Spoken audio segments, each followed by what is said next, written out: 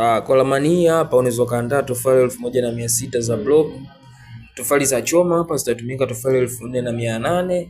Bati zitakazotumika hapa ni bati 50 za futi 10 pamoja na mbao za kenchi zisizopungua 70. Kwa ramani hii hapa ina vyumba viwili vya kulala. Chumba cha kwanza ni master bedroom, lakini pia na chumba single ambacho ni chumba cha pili, lakini pia ina jiko pamoja na store pamoja na sebe kubwa tu ya kujitosheleza. Hata hivyo kuna choo cha public ambacho kitatumika pamoja na wageni watakao kuja kutembelea hapa, au kitatumika kwa emergency ambayo itatokea katika hii nyumba. Choo hichi kipo karibu na chumba single. Hichi chumba ambacho cha kujitegemea, hichi choo kipo hapo. Kwa plani yetu hapo nilikuwa nimeelezea hapo mwanzo, sio kubwa sana bali ina urefu wa mita 10.15 na upana wake ni mita 8.8. Ina sitting, ndo seble, ina jiko pamoja na store, ina master bedroom pamoja na single bedroom ambayo ni ya kujitegemea. Yes, kwa mtumiaji ambaye atahitaji ramani hii hapa, basi kama atakiwa na kiwanja cha mita 12 na kuendelea, basi anaweza akaijenga.